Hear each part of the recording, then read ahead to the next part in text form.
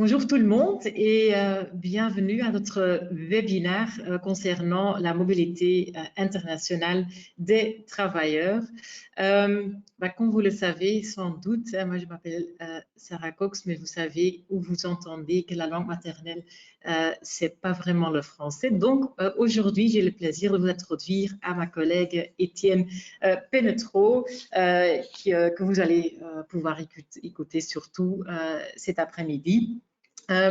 Étienne a déjà travaillé pendant quelques mois maintenant pour notre cabinet, après avoir travaillé pendant plusieurs années au sein du cabinet international Baker McKenzie, d'où vient évidemment aussi son expérience dans le cadre de cette matière du travail transfrontalier.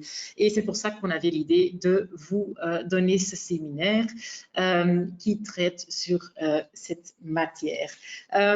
Étienne, il a renforcé notre équipe du droit de travail à Bruxelles, donc n'hésitez pas de lui contacter si vous avez des questions dans notre matière du droit du travail. Il va vous les répondre avec plaisir. Voilà, le but d'aujourd'hui, c'est de vous introduire et de vous familiariser un peu avec les principes de base dans cette matière du travail transfrontalier. Il faut toujours savoir que pour évaluer une situation transfrontalière, je vais montrer l'agenda, si ça marche, voilà, qu'on va traiter avec vous. Il faut toujours tenir compte en fait de 4 éléments très importants.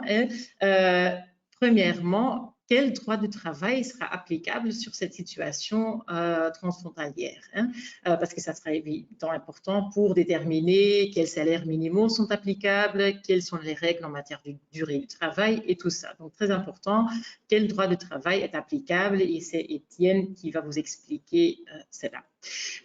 Puis, évidemment, une autre partie très importante, c'est dans quel pays est-ce que je vais devoir payer les contributions à la sécurité sociale. Aussi, ça, c'est important. Il faut savoir que les règles sont différentes que celles du droit du travail applicable. Et donc, c'est moi qui vais vous expliquer les règles là-dessus, donc la sécurité sociale. Troisièmement, autorisation du travail, comme vous voyez sur le slide. Est-ce que j'ai besoin d'un permis de travail pour actuellement travailler dans un certain pays? Au sein de l'Europe, on a la mobilité qui est évidente, mais quand vous venez en dehors de l'Europe, il faut pour pouvoir travailler ici, un permis de travail. C'est Étienne qui va vous expliquer. Et quatrièmement, c'est pas comme indiqué sur le slide télétravail en temps de Covid, c'est une chose qu'on va vous expliquer puisque c'est évidemment dans ces temps de pandémie que c'est important de savoir aussi quelles sont les influences sur le télétravail en matière de sécurité sociale entre autres. Mais le quatrième élément qui est en fait très très important dans une situation transfrontalière, mais qu'on ne va pas traiter aujourd'hui, c'est évidemment la fiscalité. Et nous ne sommes pas des fiscalistes, mais quand vous avez une situation de travail transfrontalier, il faut toujours tenir compte aussi de contacter votre fiscaliste ou comptable pour voir quelles sont les règles fiscaux qui sont applicables. Donc voilà, on va vous expliquer les règles de base sur 1h30, donc le temps qu'on a ici. Et puis, on va essayer de les mettre immédiatement en pratique en vous montrant quelques exemples très concrets. C'est possible qu'on va vous poser peut-être quelques questions pour savoir si vous avez bien compris la matière et ce qu'on vous a expliqué. Voilà, comme ça, on espère de vous donner les outils pour évaluer éventuellement une situation comme ça de vous-même. Voilà, ça comme introduction. Étienne, tu as la parole. Merci Sarah. Voilà, bonjour à toutes et bonjour à tous. Donc effectivement, on va tout de suite rentrer dans le vif du sujet avec le droit du travail applicable. Donc, quelle est la question ici qu'on se pose concrètement? On a un travailleur belge qui est employé par une société française et qui travaille en Allemagne.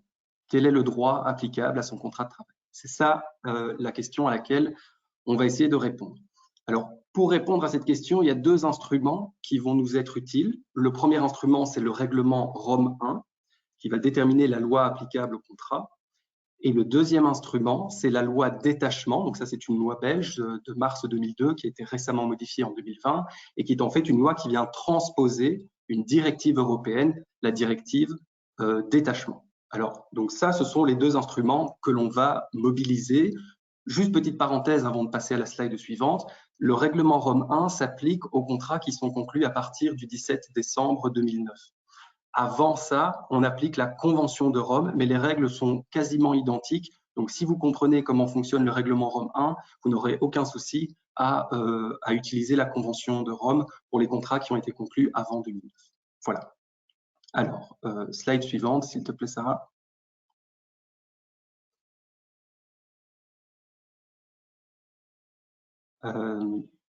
Sarah, tu peux passer à la slide suivante, s'il te plaît?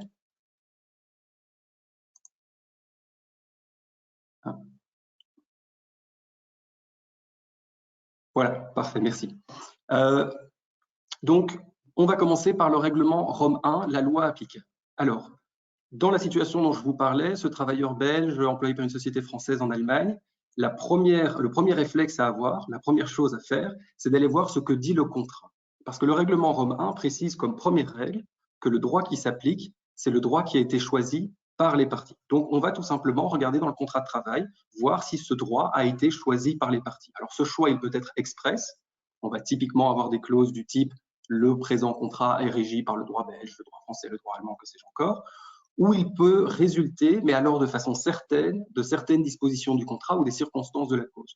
Je vous donne un exemple. On voit parfois en pratique des clauses du type « le salaire sera payé en 13,92 fois ». Et donc, on pourrait argumenter que ça, c'est une indication pour dire qu'en réalité, c'est le droit belge que les parties voulaient appliquer, raison pour laquelle on parle de 13,92 pour avoir la prime de fin d'année et le double pécule de vacances.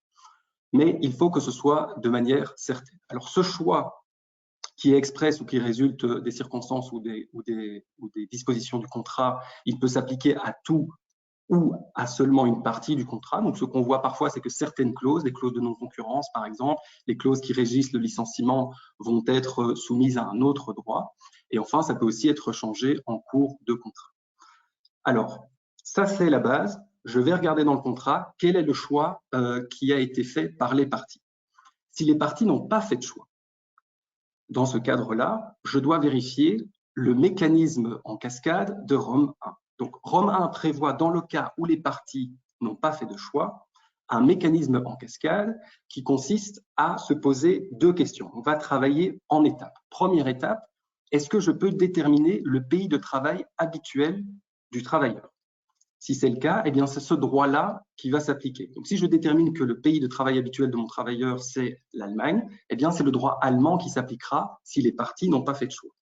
Alors, le règlement Rome 1 précise que ce pays de travail ne change pas, n'est pas réputé changer lorsque le travailleur accomplit son travail de façon temporaire dans un autre pays. C'est évidemment pour couvrir les situations de détachement et pour éviter que, eh bien, typiquement, un maçon polonais qui arrive en Belgique quelques mois et comme pays d'occupation la Belgique habituelle, comme pays d'occupation habituel la Belgique, ce qui n'est pas le cas, son pays d'occupation habituel restera la Pologne. Alors, il se pourrait que je n'arrive pas à déterminer ce pays de travail habituel.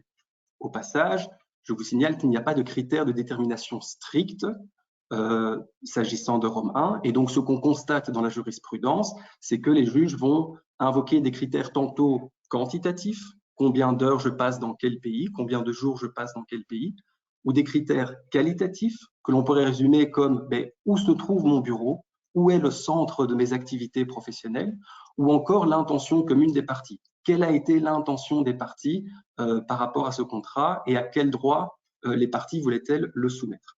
Mais donc, il n'y a pas de critères et il va falloir un petit peu naviguer avec les éléments concrets de l'affaire. Si je n'arrive pas à déterminer ce pays de travail habituel, ce qui est possible, soit parce que le travailleur est nomade, qu'il travaille un peu partout et que donc c'est difficile d'avoir un pays de travail habituel, soit parce que c'est une situation un peu 50-50, dans ce cadre-là, je passe au deuxième temps de ce mécanisme en cascade, qui est le pays de l'établissement qui a embauché le travail.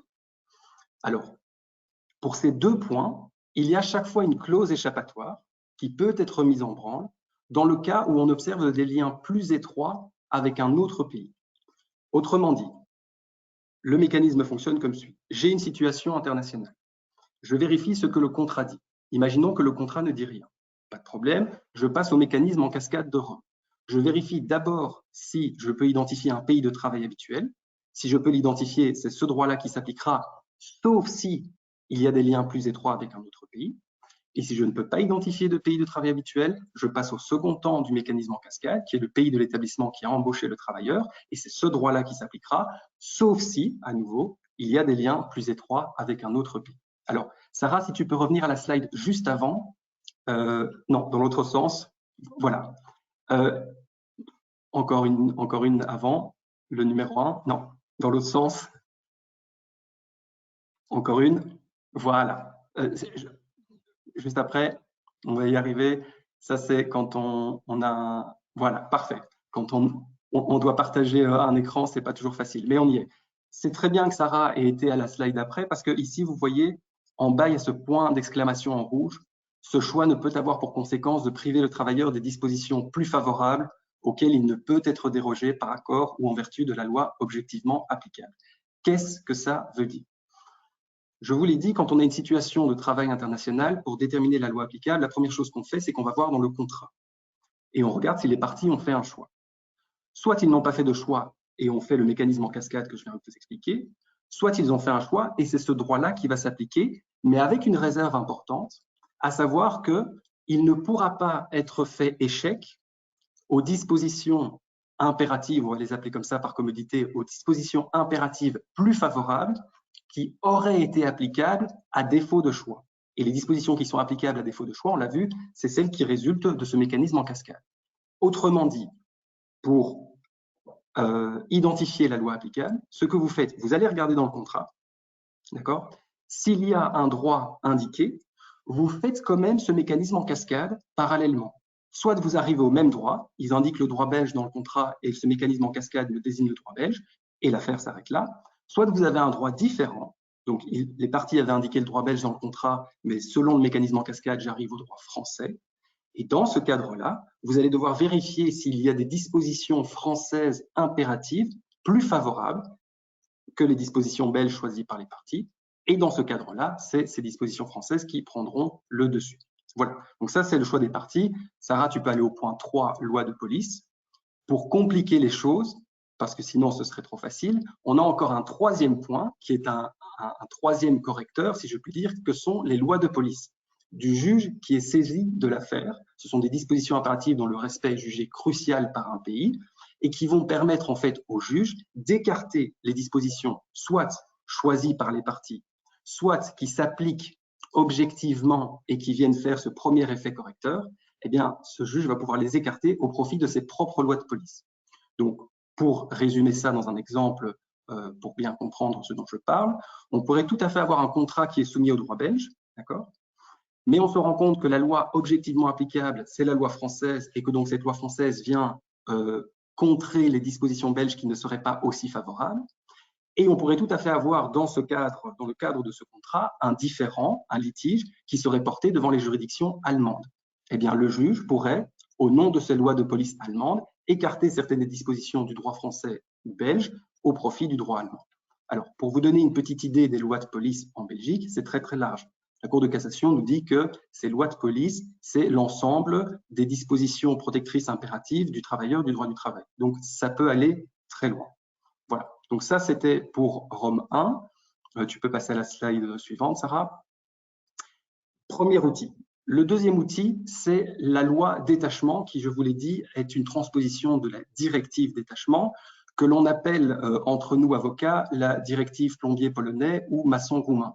Et c'est un petit peu de ça dont il s'agit. L'idée, c'est à la fois de protéger les travailleurs qui sont détachés et à la fois d'éviter une concurrence déloyale pour les travailleurs locaux au sein des pays auxquels ces travailleurs sont détachés.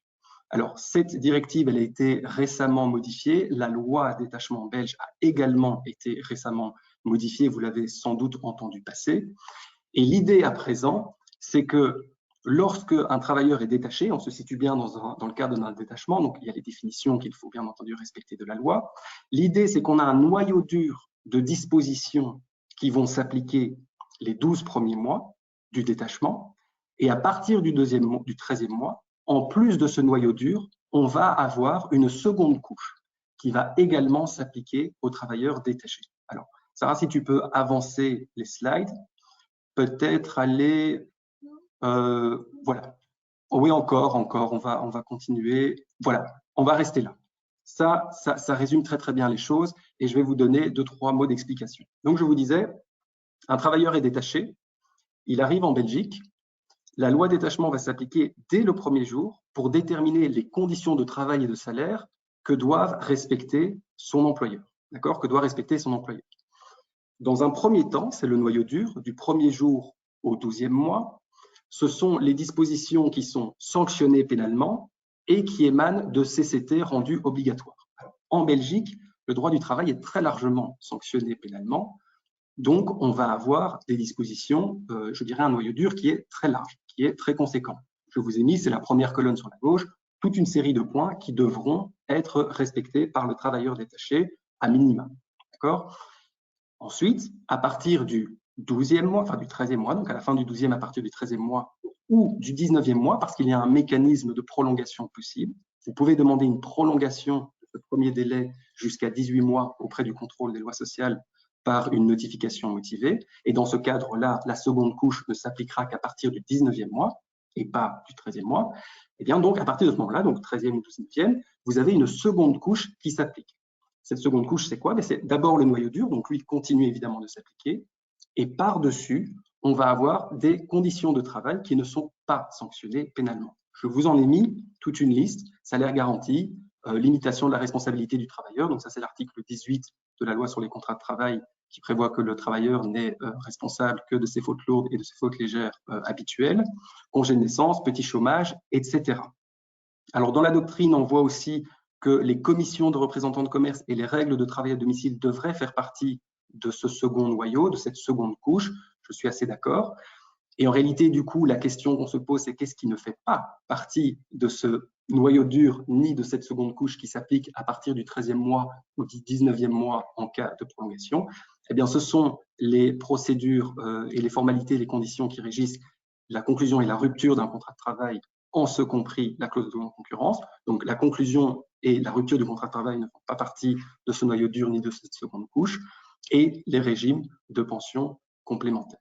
Donc, ça, c'est le deuxième outil qu'on va utiliser. Alors, attention, cet outil s'applique, même si, selon Rome 1, ce n'est pas le droit belge qui s'applique. Et c'est évidemment pour contrer ceci, puisque dans mon exemple de l'ouvrier polonais qui arrive en Belgique pour quelques mois pour un chantier, il est évident que le pays habituel reste la Pologne.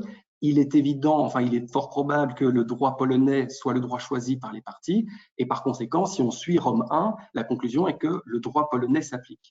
Mais peu importe, la directive détachement et la loi détachement est précisément là pour éviter ce type d'abus et protéger le travailleur détaché polonais ainsi que les travailleurs locaux belges pour imposer à l'employeur polonais le respect d'un noyau dur pour les 12 premiers mois et à partir du 13e mois d'une seconde couche plus élargie.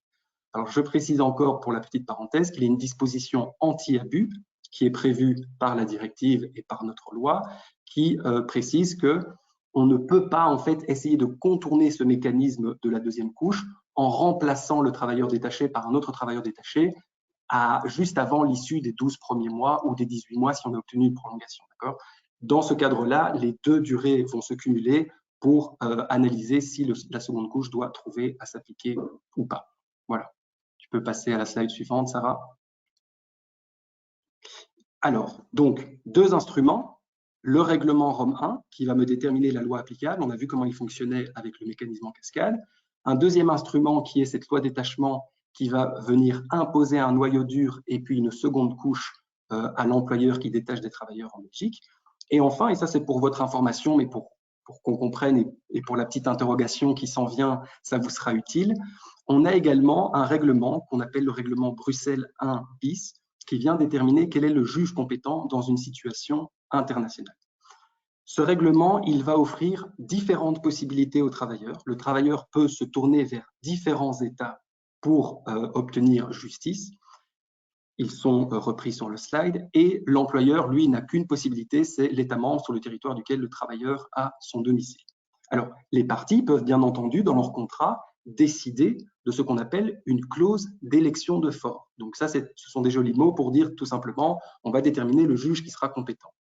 Ceci étant dit, Bruxelles 1 bis précise, vous ne pouvez pas le faire avant que le litige naisse.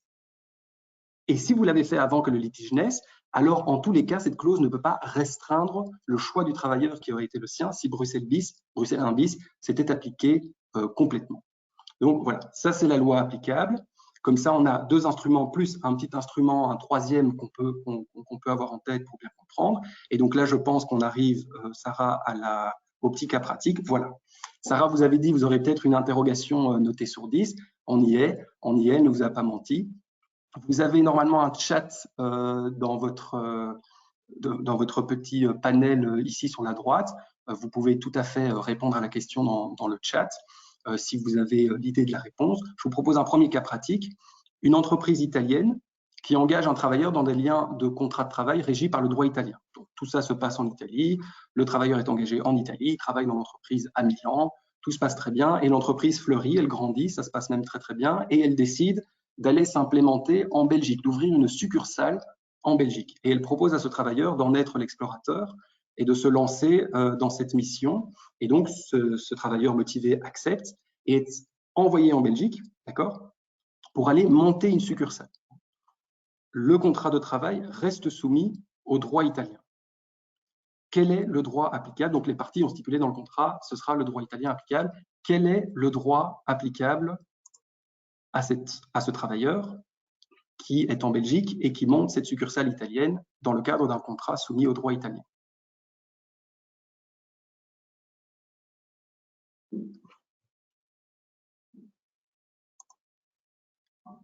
Je laisse le temps à tout le monde de répondre dans le chat.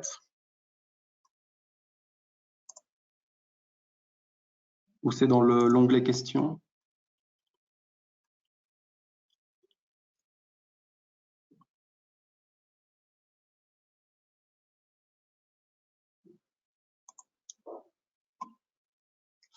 Alors, tu peux aller à la slide suivante, Sarah.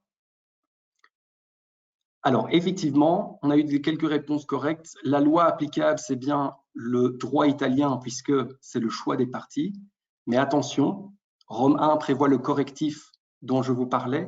Donc, lorsque vous avez déterminé la loi applicable, ici, c'est le choix des parties, il faut lire le contrat. Mais attention, il y a ce deuxième mécanisme qui doit être fait en parallèle, c'est ce mécanisme en cascade.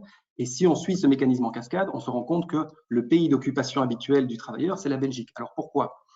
Il n'y a pas d'intention de retour ici. Hein. Il est parti pour monter une succursale et créer quelque chose en Belgique. Donc, l'idée, c'est certainement pas un détachement et c'est pas non plus une occupation temporaire en Belgique. L'idée, c'est vraiment de rester effectivement en Belgique, même s'il n'y est que depuis peu. Le critère qualitatif indique clairement la Belgique, l'intention commune des parties indique clairement la Belgique. Et donc, il faudra vérifier s'il n'y a pas des dispositions impératives belges qui sont plus favorables que les dispositions italiennes et auquel cas elles viendront s'appliquer à la place du droit italien, oui, qui restera pour le surplus applicable. Voilà pour le premier cas pratique. Deuxième cas pratique, tu peux aller à la slide suivante, Sarah. Un cas aussi assez courant. Une entreprise est établie en Pologne. Elle détache 5 ouvriers en Belgique en vue d'un chantier temporaire. Quelle est la loi applicable?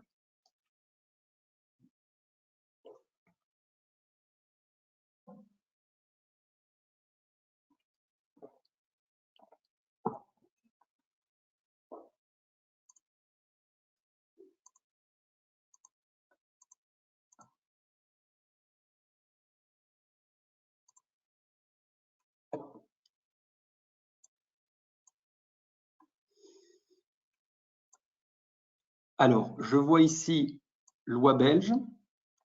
On va passer à la suite, effectivement. Oui, tu peux avancer. Alors, c'est correct. C'est correct. Petite précision, bon, ce sera le droit polonais, ça c'est le choix des parties, mais effectivement, dès le jour 1, la loi belge va s'appliquer en raison de la directive détachement, c'est-à-dire que le noyau dur va s'appliquer du 1er jour au 12e mois. À partir du 13e mois, on a le noyau, enfin la seconde couche du noyau qui va s'appliquer, ou du 19e mois si on a une prolongation. Et on a vu que ce noyau dur, il est déjà très élargi. D'accord ? Donc, c'est pas tout à fait faux de dire que c'est la loi belge, point, qui s'applique. Si on veut être tout à fait précis, il faut dire que c'est la loi polonaise corrigée par le droit belge, mais on voit que ce noyau dur s'applique et a priori, le droit belge du travail est plus favorable que le droit polonais, raison pour laquelle, effectivement, le droit polonais sera considérablement corrigé par le noyau dur pour les 12 premiers mois et à partir du 13e mois de la seconde couche. Mais attention, on a vu dans ces 3 petits rectangles-là, il y a des dispositions qui, elles, ne devront pas s'appliquer. Alors, et un dernier cas pratique qui, lui, est un cas récent, qui a été jugé en 2019. On a des membres d'équipage occupés dans le lien d'un contrat de travail par Ryanair Limited, qui est une société irlandaise. Les prestations se font bien entendu à bord d'avions Ryanair qui sont immatriculés en Irlande. Mais les avions sont stationnés à Charleroi, à l'aéroport de Charleroi, qui est donc le lieu de départ et le lieu d'arrivée des vols. Le contrat avec ces membres d'équipage belges occupés par la société irlandaise Ryanair Limited prévoit d'une part une clause d'élection de fort qui indique que les juridictions irlandaises seront compétentes et prévoit d'autre part que le choix du droit applicable se porte pour le droit irlandais. Question, quel est le juge compétent et quel est le droit applicable?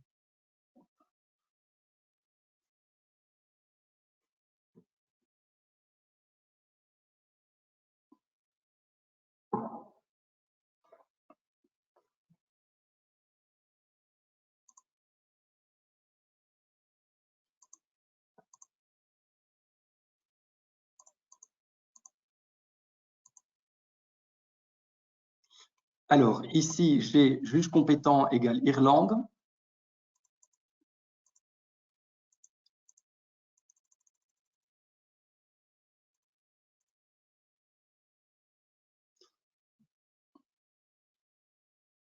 Et pas d'autres réponses pour le moment.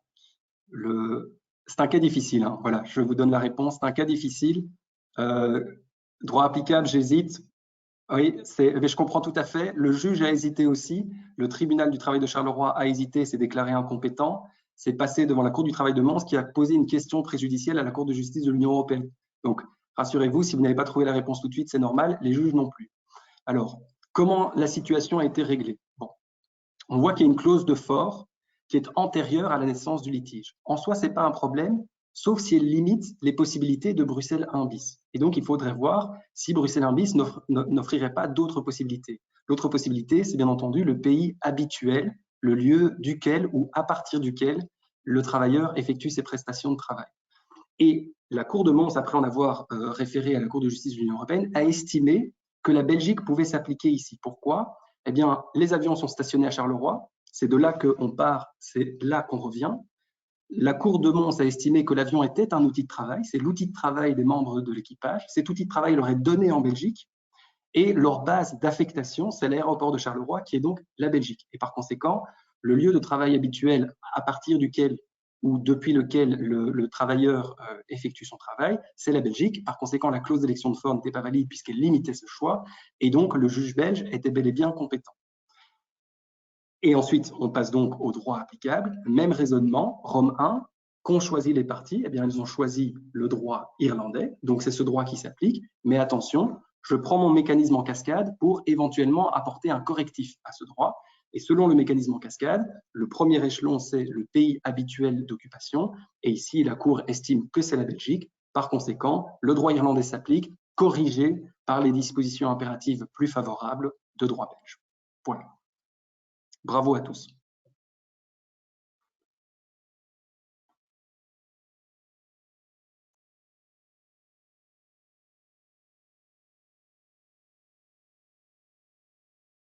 Voilà, merci Étienne et j'espère que tout le monde me voit maintenant parce qu'apparemment il y avait des soucis au début du webinaire, mais j'espère que c'est réglé maintenant. Voilà, deuxième partie, donc on sait maintenant quelle loi est applicable et quel est le droit du travail qui est applicable. Deuxième élément qu'on doit évaluer, où, dans quel pays, où est-ce qu'on va payer les contributions à la sécurité sociale. Vous voyez sur ce slide qu'il y a une très belle map sur une carte sur lesquelles vous allez voir en vert tous les pays avec qui on a des accords de sécurité sociale, donc des accords bilatéraux. C'est important de savoir, surtout quand vous êtes confronté avec une situation transfrontalière qui se passe en dehors de l'Europe. C'est quelque chose qu'on ne va pas traiter pendant ce séminaire. On va nous concentrer sur le contexte européen. Mais sachez, quand vous avez une situation qui se passe en dehors de l'Europe, il faut toujours aller voir est-ce que la Belgique a un accord bilatéral avec ce pays. Et vous allez, par exemple, voir qu'on a un accord comme ça avec les États-Unis, par exemple. Voilà, mais on se concentre sur le contexte européen. Où est-ce qu'on va payer les sécurités sociaux? OK, le principe de base, c'est un principe très, très simple, c'est qu'on paye les contributions à la sécurité sociale là où on exerce nos activités professionnelles. Donc, très facile, là où on travaille, là, cette sécurité sociale sera applicable. Donc, nous, on travaille tous en Belgique, donc c'est normal, on va être affilié à la sécurité sociale belge et on va payer nos contributions ici. C'est le principe qui s'appelle le lex loci laboris, avec un terme latin très beau, et qui s'applique donc même si le travailleur n'habite pas dans ce pays, elle réside autre part, ou même si le siège de l'employeur se situe aussi dans un autre pays. On va juste voir où est-ce que les prestations de travail sont exécutées. Maintenant, ce principe qui est très logique et qui est très simple, ça pose quand même des problèmes parce que si on appliquerait ça dans toutes les situations, ça serait un peu compliqué. Par exemple, je suis belge et je vais faire un projet pour 2 mois en France. OK, le principe lex loci laboris voudrait dire que pour ces 2 mois, je devrais m'affilier à la sécurité sociale française. Ça serait terriblement difficile et complexe quand on travaille dans plusieurs pays et que, par exemple, pour ces 2 mois en France, j'aurais droit plus tard dans ma vie à une pension ou à des allocations de chômage, je ne sais pas quoi, donc ça serait trop compliqué. Donc, il y a sur ce principe de base et donc on va nous concentrer sur l'Europe, il y a 2 exceptions importantes. Premièrement, c'est le détachement, même terme que Étienne vous a expliqué, mais donc la définition de détachement en matière du droit du travail, c'est un peu différent que la définition en matière de sécurité sociale, mais c'est le même mot, c'est le mot détachement. Mais le principe, c'est un peu la même chose, c'est OK, je travaille normalement dans un pays, mais pendant un certain temps, et donc une durée temporaire, je vais travailler dans un autre pays. C'est le détachement. Et deuxième exception qu'on va vous expliquer, c'est l'occupation simultanée. Qu'est-ce qui se passe et quelle sécurité sociale est applicable quand je travaille dans plusieurs pays en même temps? Je suis un citoyen belge, mais je travaille aussi bien en Belgique qu'en France ou aux Pays-Bas, je ne sais pas quoi. Et donc, qu'est-ce qui se passe dans cette situation-là? Et le but, en fait, du règlement 883 que je vais vous expliquer, c'est en fait, on va faire une solution le plus simple, on va appliquer la sécurité sociale d'un seul pays.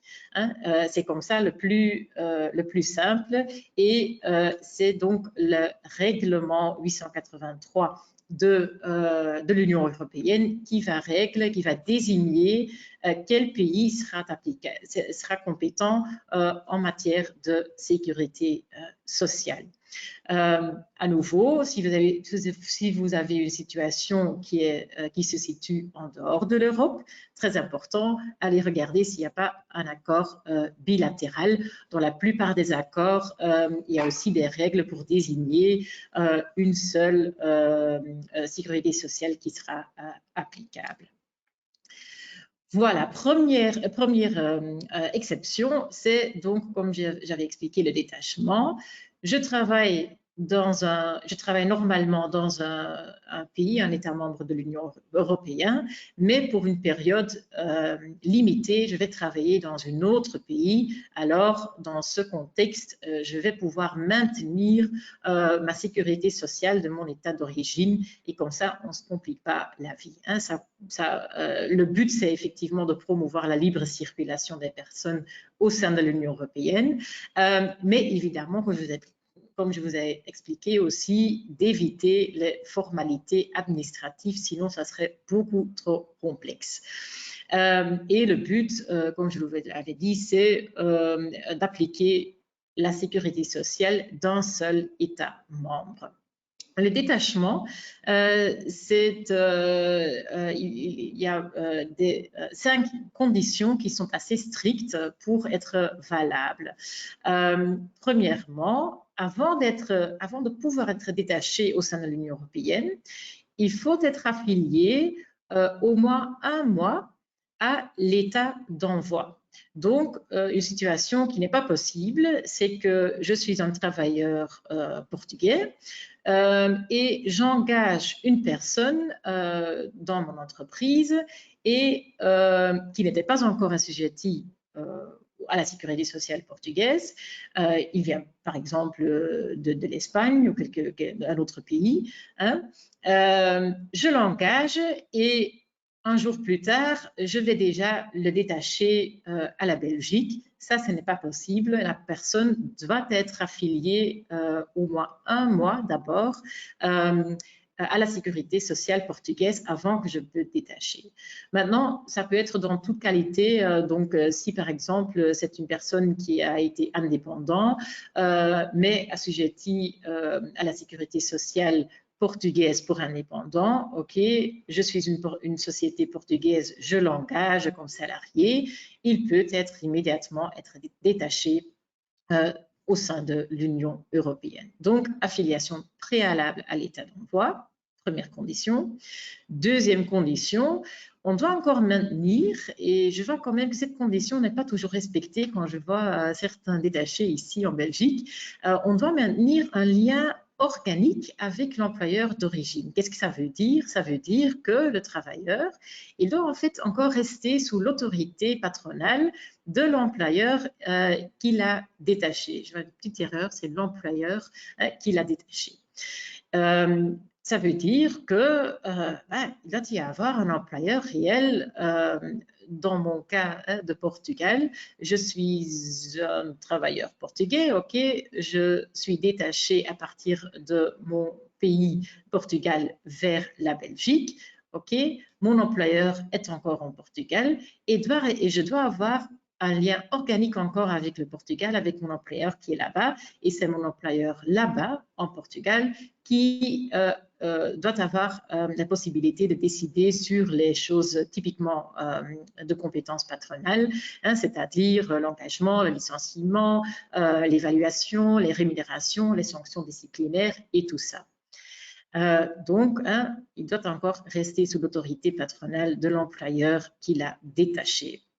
Souvent, hein, quand nous, on va assister des clients, on va essayer de confirmer ce lien organique encore dans une lettre de convention de détachement, mais en fait, ce n'est pas vraiment légalement nécessaire. Et on va toujours regarder l'exécution concrète du contrat de travail pendant le détachement. Et évidemment, quand c'est vraiment un détachement sur base de sécurité sociale, on ne peut pas lui donner un contrat de travail local. Hein. Le Portugais qui vient ici, qui est détaché à partir du Portugal, évidemment, on ne va pas donner un contrat de travail belge, sinon ce n'est pas du tout un détachement. C'est aussi possible hein, qu'on engage quelqu'un, un Portugais, ici en Belgique, mais alors il faut l'enregistrer à la sécurité sociale belge. Voilà, troisième condition, comme je vous l'ai dit, le détachement, ça doit être une situation temporaire. Quand vous voyez un travailleur détaché ici en Belgique, il dit qu'il travaille déjà pendant 10 ans en Belgique, c'est pas possible. Ça, c'est très, très clair. Le détachement, c'est une situation qui doit être temporaire, en principe 2 ans, hein, donc 24 mois, mais ça peut être prolongé jusqu'à 5 ans. Quatrième condition,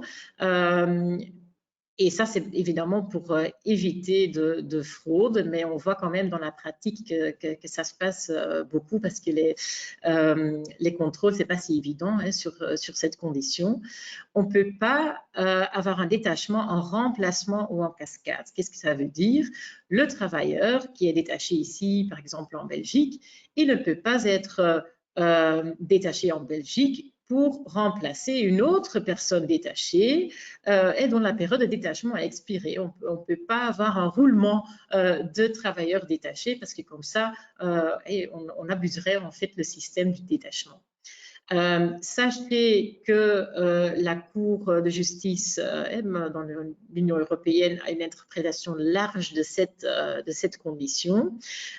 C'est un arrêt qui traitait sur une société qui avait trouvé un système super. Il avait dit, OK, moi je vais travailler avec 2 sociétés étrangères et donc on va tout d'abord avoir un travailleur détaché de la société A et on va le remplacer après 2 ans ou après 5 ans par un travailleur détaché de la société B. Et comme ça, il n'y a pas de roulement de personnes détachées. La Cour de justice a évidemment dit non, c'est clairement un abus de la règle. Un travailleur détaché ne peut pas non plus être remplacé par un travailleur détaché par un autre employeur. Et comme ça, la condition est interprétée de façon assez large. Cinquième condition qui est très importante, c'est que la société qui va détacher des personnes en Europe, il doit avoir un exercice normal et substantiel d'activité significative dans son pays d'envoi. Et ça, évidemment, c'est une règle évidente pour éviter qu'il y ait des sociétés boîtes aux lettres, hein. Dans mon exemple du Portugal, je suis une société de construction en Portugal. OK, je dois avoir des activités de construction réelles dans mon pays, au Portugal.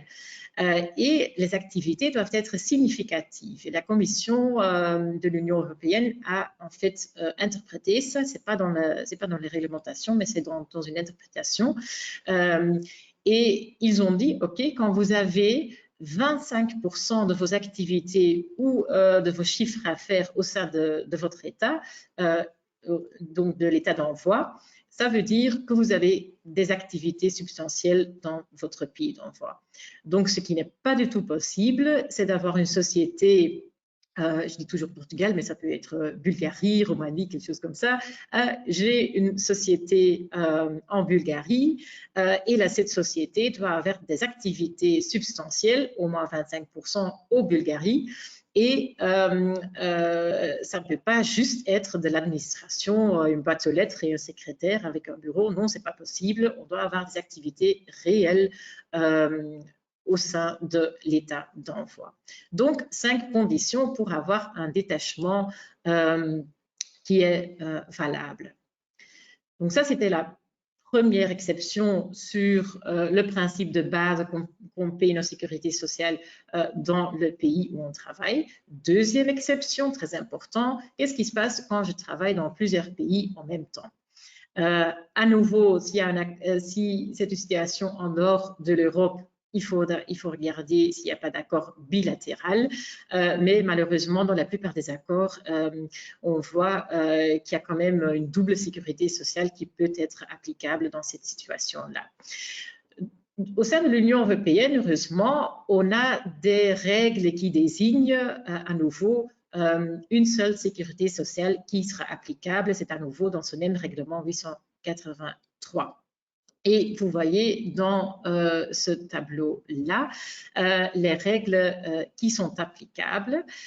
OK, je travaille dans plusieurs pays. Quelle sécurité sociale est applicable? Alors, je vais tout d'abord regarder dans l'État où j'habite, hein. Par exemple, je travaille en Belgique, en France et aux Pays-Bas. mais j'habite en Belgique et je travaille ici pour 30%, 40% de mon temps. La plupart de mes prestations, je preste en Belgique.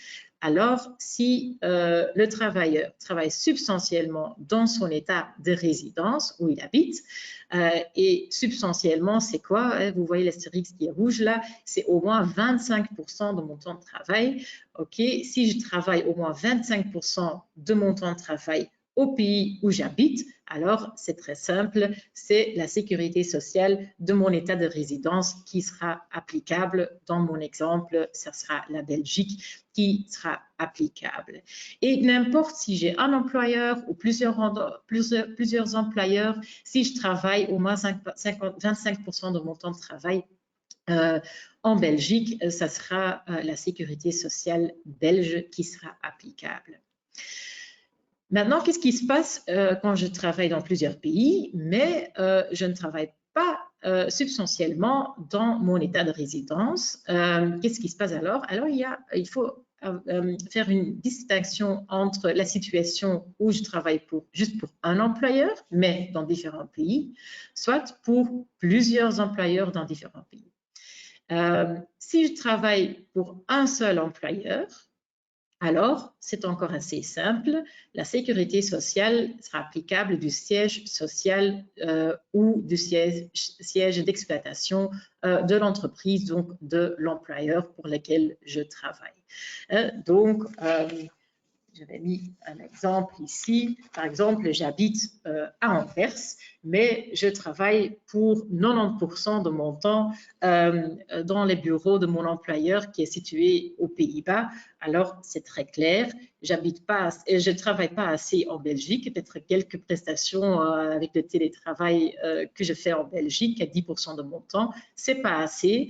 Donc, ça sera la sécurité sociale de mon employeur aux Pays-Bas qui sera applicable. Donc ça, c'est encore une situation assez claire.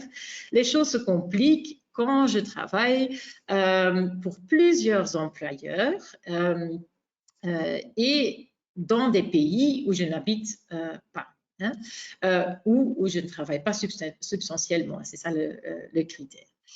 Donc, qu'est-ce qui se passe dans ces cas-là?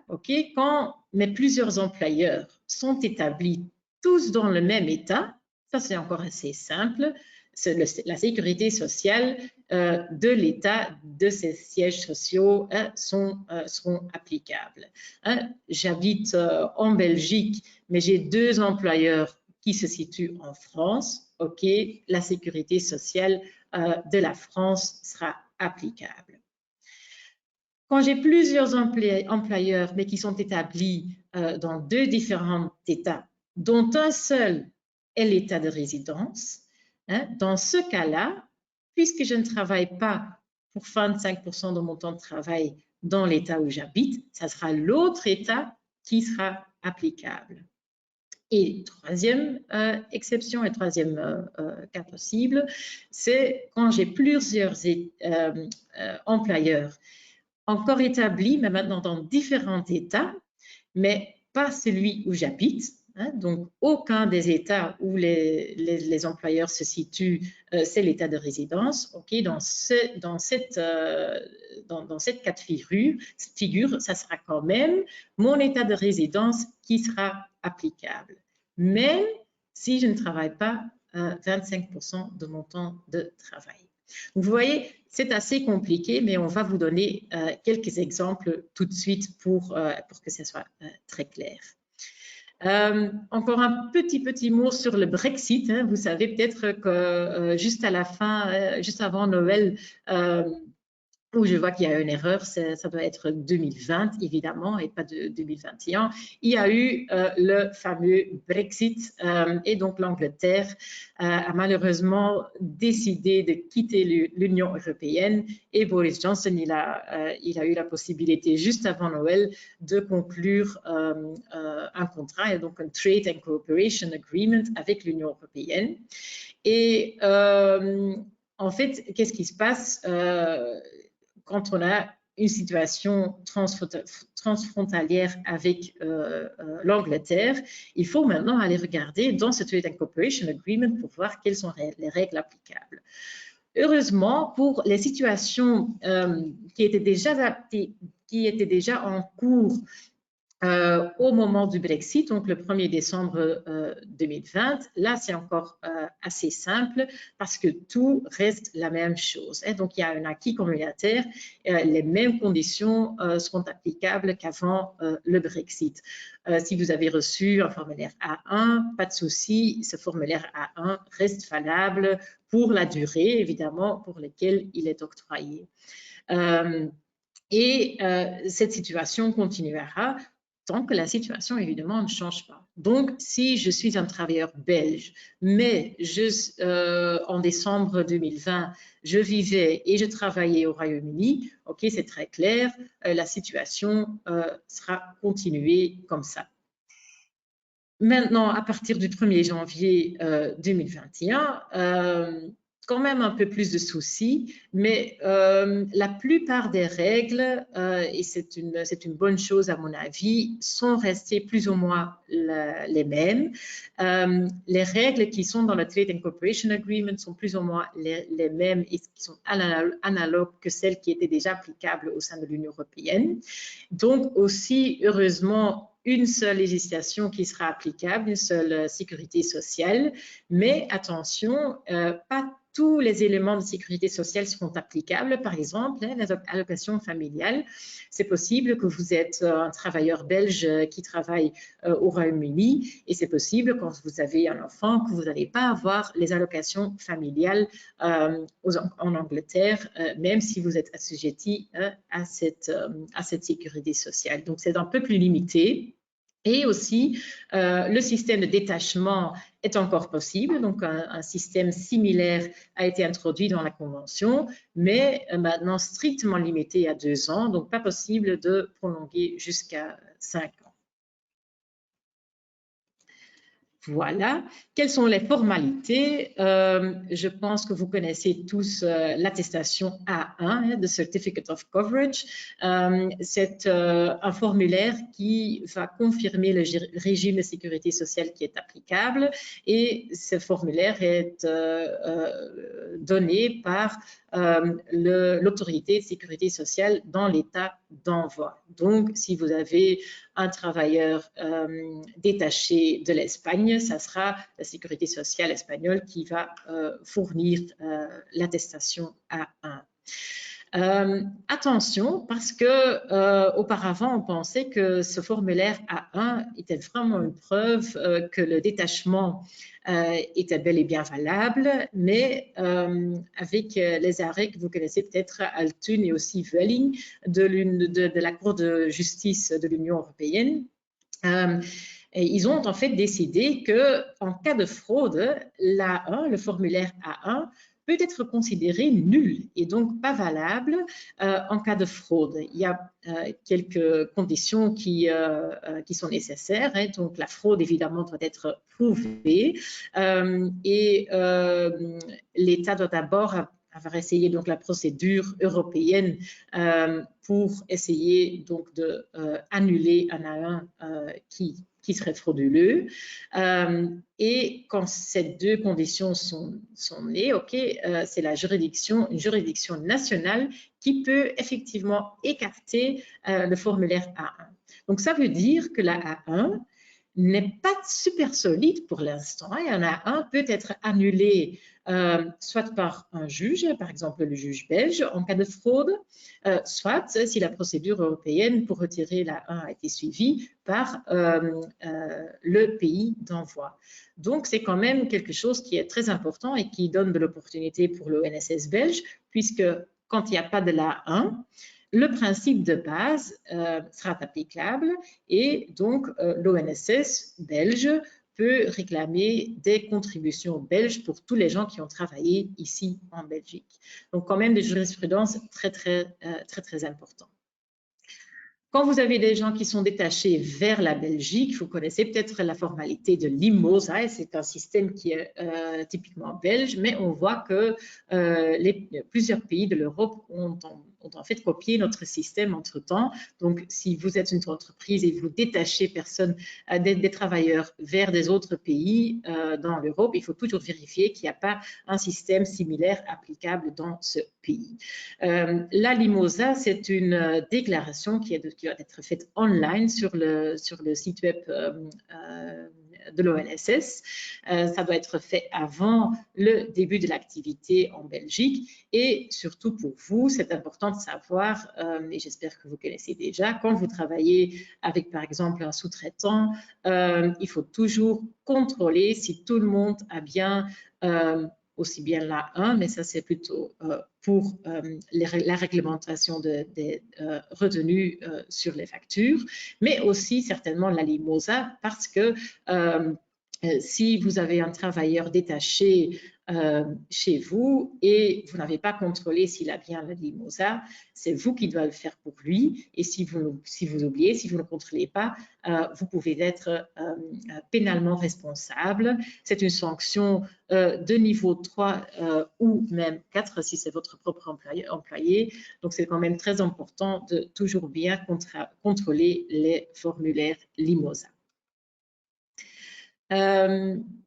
Quand vous travaillez avec des sous-traitants étrangers, encore quelques points d'attention. Évidemment, contrôler les documents. Comme je vous l'ai dit, tout d'abord le A1, mais attention parce que ce formulaire A1 peut être écarté en cas de fraude. Et contrôler certainement aussi la Limosa, parce que si vous ne le faites pas, il y a la sanction pénale. Et attention, encore une fois, sur les principes de la mise à disposition interdite de personnel. C'est quoi? Vous connaissez, j'espère, c'est la réglementation belge qui dit qu'on ne peut pas donner des instructions à un travailleur qui n'est pas le vôtre. Et donc, en cas de sous-traitance, je vois ça évidemment beaucoup dans le secteur de construction. C'est très, très difficile, cette réglementation, parce qu'on ne peut pas donner des instructions à des travailleurs d'un sous-traitant. Et en fait, pourquoi est-ce que je le mentionne ici dans le cadre de ce webinaire? C'est parce que l'ONSS, depuis une belle année et demie maintenant, a en fait une nouvelle compétence pour en ce qui concerne la mise à disposition interdite des travailleurs détachés.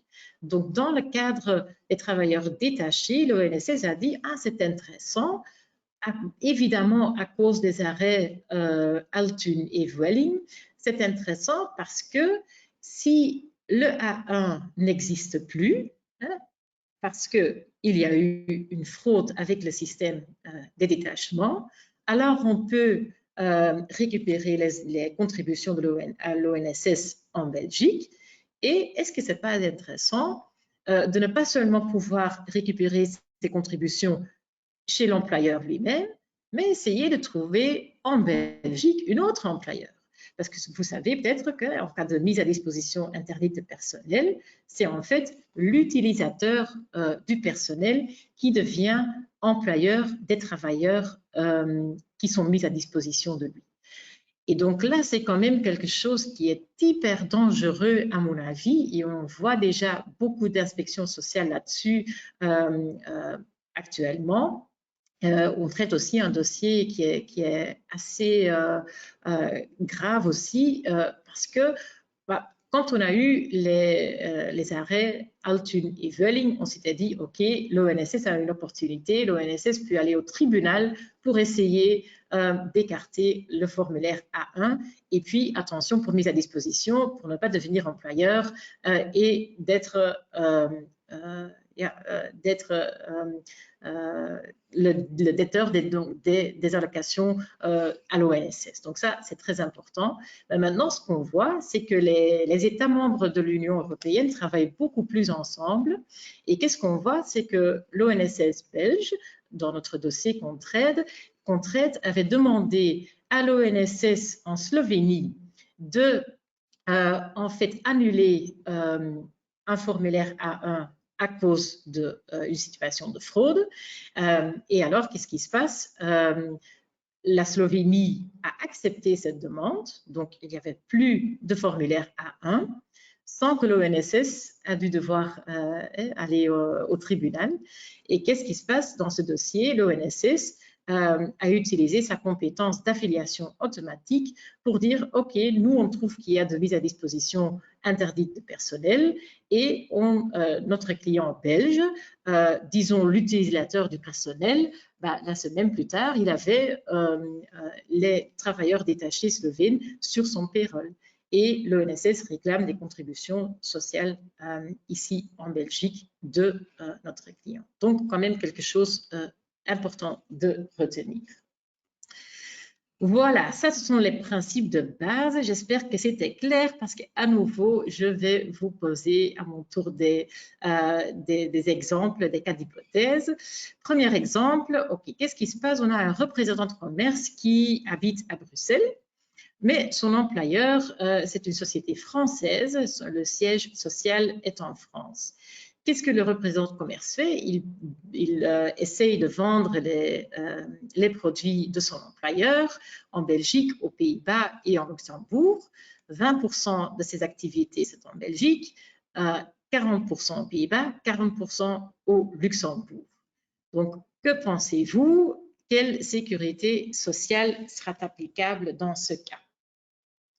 Est-ce que c'est la France? Est-ce que c'est la Belgique, Pays-Bas ou le Luxembourg? Ou encore un autre pays, qui sait? Je regarde si quelqu'un ose de donner une réponse.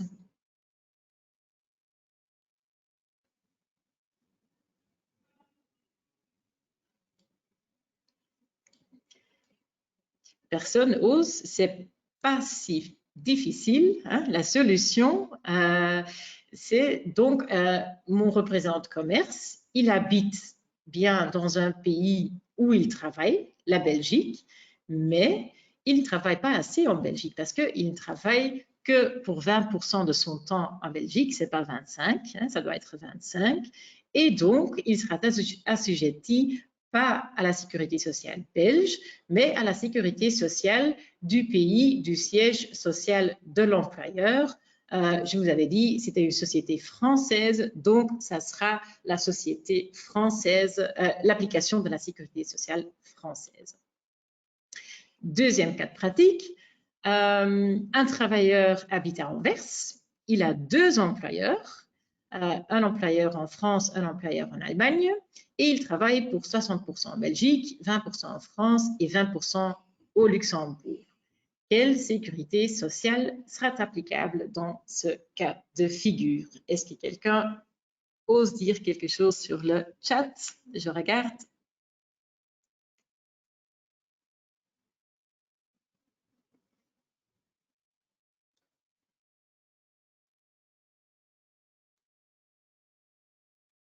Et donc ici, je réponds sur une question, ce n'est pas un détachement, hein, donc c'est la situation d'un travail simultané dans deux pays. Voilà, je donne la réponse. Donc le travailleur qui habitait à Anvers, il habite dans un pays où il travaille et il travaille pour 60% ici en Belgique, donc c'est très bien une partie substantielle de son activité, donc c'est très clair, ça sera la sécurité sociale belge qui sera applicable. Voilà, je donne à nouveau la parole à Étienne pour l'autorisation du travail. Voilà, merci Sarah. Donc, on a vu le droit applicable. Sarah vient de vous expliquer la sécurité sociale. Il y a encore une question à traiter quand vous êtes face à une situation de mobilité internationale, c'est la question de l'autorisation de travail. Donc, vous avez un travailleur qui vient de l'étranger en Belgique. Vous devez vous poser cette question et en fait, c'est une question qui en recouvre deux.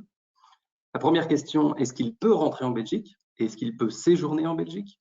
Et la deuxième question, est-ce que pour travailler, il a besoin d'un permis de travail? Alors, la première question, c'est de la compétence de l'État fédéral. C'est l'État fédéral belge qui est compétent pour décider qui peut rentrer en Belgique et sous quelles conditions. La deuxième question, la question de savoir si vous avez besoin d'un permis de travail pour effectuer des prestations de travail en Belgique, c'est une compétence des régions. Alors, quelle est la région applicable?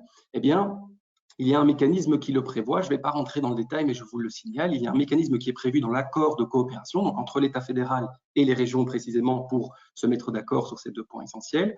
Et dans cet accord de coopération, on prévoit à nouveau un mécanisme en cascade, un peu dans le genre de ce qu'on avait vu pour Rome 1. C'est également un mécanisme en cascade qui va déterminer la région applicable. Alors, on voit en pratique que dans ce cadre, dans le cadre du mécanisme en cascade, parfois on peut un peu tirer dans un sens ou dans l'autre en fonction de ce qui nous arrange. Et ça peut être intéressant parce que les régions n'ont pas les mêmes règles. Donc, chacune décide pour sa région, pour son territoire, quelles seront les règles applicables en matière de permis de travail. Et donc, on voit que de plus en plus, les régions commencent à se différencier les unes des autres. Ce n'est pas le cas au départ, ils avaient un arrêté royal commun, mais de plus en plus, on observe des différences. Et deuxième point qui est intéressant dans ce cadre, c'est que les régions se sont accordées pour énoncer un principe de reconnaissance mutuelle. C'est-à-dire que si j'ai un permis de travail valable en Flandre, je peux tout à fait l'utiliser pour venir travailler à Bruxelles ou en Wallonie. Donc ça, c'est quelque chose aussi à avoir en tête quand quelqu'un vient et qu'on se demande s'il y a un permis de travail à obtenir. C'est aussi auprès de quelle région va-t-on le demander. Bien sûr, il faut respecter le mécanisme en cascade, mais parfois, il pourrait y avoir plusieurs possibilités et à ce moment-là, il faut choisir en fonction des règles. Donc, c'est un peu une sorte de shopping. Bon, ça, c'est pour une petite mise en contexte, si je puis dire. Ici, la matière à la fois de la question du séjour et à la fois de la question du permis de travail, c'est une matière qui est très complexe, qui est très touffue, avec plein de règles. On aurait pu faire un séminaire entier là-dessus. Donc moi, ce que je vous propose aujourd'hui, pour rendre les choses plus digestes et plus pratiques, ce sont 2 points. Le premier point, c'est une méthode, c'est ce que vous voyez ici sur la slide. C'est une méthode à avoir dès que vous avez un travailleur qui vient de l'étranger. C'est les étapes à suivre, un raisonnement logique pour savoir dans quelle catégorie vous allez tomber et quels documents vous allez devoir demander et à qui. D'accord ? Et dans un deuxième temps, je vous proposerai un exemple pratique qui est en fait le permis le plus demandé en Belgique et vous montrer comment se déroule la procédure à nouveau pour que vous ayez une vision bien concrète et bien claire de la manière dont se produisent et dont se passent les choses. Bon. Premier point donc, la méthode, l'outil à mettre en place quand vous avez un travailleur étranger qui vient travailler dans votre entreprise et que vous posez la question de l'autorisation de séjour et ou de l'autorisation de travail. Bon. C'est une méthode en 3 étapes. Première étape, il faut se demander si ce travailleur qui vient ne bénéficie pas d'une dispense liée au séjour. Donc, le principe, j'aurais peut-être dû commencer d'ailleurs par là, le principe c'est que tous les non-belges, tous ceux qui ne sont pas belges pour travailler en Belgique doivent avoir un permis de travail. Vous allez voir qu'il y a une série d'exceptions, mais ça c'est le principe de base. Et donc, on a un non-belge qui vient en Belgique, qu'est-ce qu'il peut avoir, qu'est-ce qu'il doit avoir? Première question, est-ce qu'il n'aurait pas une dispense de permis de travail liée à son séjour? Alors, qu'est-ce que ça veut dire? En fait, ce sont des dispenses qui sont prévues par un arrêté royal qui stipule qu'on a des gens qui viennent en Belgique pas dans un but de travail, dans un autre but, mais qui, par ce fait-là, vont bénéficier d'une dispense pour pouvoir effectuer des prestations de travail, donc d'une dispense de permis. Alors, un exemple typique, c'est l'exemple des étudiants. Ce sont effectivement des personnes qui viennent en Belgique pour un autre motif que le travail, ils viennent étudier, mais par leur qualité d'étudiants, ils reçoivent une dispense liée donc à leur situation de séjour. Ils reçoivent une dispense qui leur permettra de travailler également sans devoir obtenir un permis de travail. Alors, ce travail est soumis à certaines conditions qui sont prévues dans l'arrêté royal. Et l'idée de ces conditions, c'est que le travail n'empiète pas sur leurs études et que les études restent bien leur focus premier. Bon. On a évidemment une autre catégorie liée au séjour que sont les ressortissants de l'espace économique européen et de la Suisse, qui, eux, peuvent venir en Belgique et travailler sans permis de travail. Et puis, on a encore d'autres catégories. Donc, première étape, mon travailleur étranger arrive en Belgique, est-ce qu'il n'aurait pas une dispense liée à son séjour? Si la réponse est négative, je passe à la deuxième étape, qui est une dispense liée au travail. Alors ça, ce sont des listes que prennent les régions, chacune pour ses compétences respectives. Donc, on peut avoir des listes différentes en fonction des régions, mais on a néanmoins un socle commun. Et qui vont, en réalité, ces listes, elles vont, je dirais, donner toute une série de fonctions, toute une série de travaux pour lesquels un permis de travail n'est pas nécessaire. Ce sont des exemptions, des dispenses de permis de travail, même si on vient pour travailler, donc ce n'est pas qu'on a une dispense liée à sa situation de séjour. Cette fois-ci, on vient effectivement en Belgique pour travailler, mais le travail que l'on va effectuer bénéficient d'une dispense dans la région compétente. Alors, en général, ces dispenses, elles sont limitées dans le temps, à 3 mois. Et parmi les exemples les plus courants que l'on voit en pratique, eh bien, on a l'exemple des voyages d'affaires. C'est ce qu'on appelle encore les réunions en cercle restreint. C'est l'exemple typique d'un cadre américain de la société mère qui vient quelques jours en Belgique pour discuter organisation, pour discuter projet. Il n'y a pas de travail effectif qui est presté. C'est de l'organisation, c'est des stratégies, des synergies et tous ces autres mots très en vogue dans ce genre de réunion qui ne veut pas toujours dire grand-chose, mais c'est ça l'idée. Alors, attention, ça c'est la dispense du permis de travail. Ça ne dispense pas de la question séjour qui, elle, est une question fédérale. Je vous l'ai dit. Donc, mon PDG américain qui vient en Belgique quelques jours pour un voyage d'affaires, pour des réunions en cercle restreint, il n'a pas besoin de permis de travail, mais il faudra vérifier s'il n'a pas besoin d'un visa. Alors, ici, en l'occurrence, il bénéficie de l'exemption Schengen. Les États-Unis sont partis à l'exemption Schengen et donc il peut venir jusqu'à 90 jours sur une période de 180 jours avec son passeport américain. C'est la même chose pour un cadre japonais qui viendra en Belgique, lui aussi bénéficie de Schengen. Un cadre indien, qui viendra en Belgique, lui ne bénéficie pas de Schengen. Donc il arrive pour faire un voyage d'affaires, il a besoin d'un visa court séjour. Il n'a pas besoin de permis de travail puisque c'est une réunion restreinte, mais il a besoin d'un visa court séjour. Si le travailleur que je veux engager ne rentre ni dans le premier cas, ni dans le deuxième cas, par exemple parce que le travail qu'il vient effectuer va durer 1 an et demi, donc on n'est plus dans des dispenses qui sont en général limitées dans le temps à 3 mois, on passe à la troisième et dernière étape, qui sont les permis de travail proprement dit.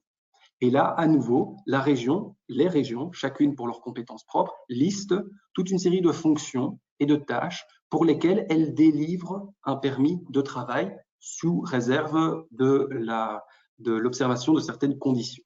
Alors, ce permis de travail, si on est à moins de 90 jours, c'est un permis B que l'on va coupler après d'un visa demandé, le cas échéant, demandé à l'État fédéral, ou alors c'est le fameux permis unique dont vous avez certainement déjà entendu parler, qui est entré en vigueur il y a à peu près 2 ans, et qui vient en fait permettre justement, puisqu'on a des compétences partagées en Belgique, l'État fédéral pour l'aspect séjour, les régions pour l'aspect travail, qui vient permettre en réalité de coupler ces deux documents en une seule carte, un permis unique qui contient à la fois l'autorisation de séjour et à la fois l'autorisation de travail. Quand on est donc dans cette troisième étape, on se pose la question, que vient-il faire ici mon travailleur et est-ce que j'ai un équivalent dans la liste de la région compétente? Alors, l'exemple le plus typique de ces permis de travail, et c'est d'ailleurs un exemple qu'on va… Non, petite slide avant, Sarah, je peux encore dire 2-3 petites choses, c'est l'exemple de l'employé hautement qualifié. On va en parler dans un instant. C'est l'employé hautement qualifié. Vous avez d'autres exemples. Le technicien spécialisé, je vais vous en parler dans un instant aussi. Mais voilà, ça c'est pour vous donner un petit peu une idée. On a un personnel de direction, mais qui est moins utilisé parce qu'en fait, les conditions sont un petit peu plus strictes que l'employé hautement qualifié et donc on passe souvent par l'employé hautement qualifié. Donc voilà, ça c'est un petit peu l'étape 1, 2, 3. Alors, si j'arrive à la fin de la troisième étape, que j'ai regardé attentivement à la liste de la région et que je n'ai pas trouvé mon bonheur, il me reste une dernière possibilité qui est le test du marché du travail. Alors ça, c'est un test qu'il faut démontrer à la région pour pouvoir faire venir quelqu'un dont on n'a pas pu le mettre, qu'on n'a pas pu mettre dans une des catégories que je viens d'expliquer, et qui consiste à dire je ne peux pas trouver, chère région, je ne peux pas trouver dans un délai raisonnable un travailleur qui, même avec une formation complémentaire, conviendrait à la fonction. C'est évidemment très difficile. C'est très difficile de le démontrer.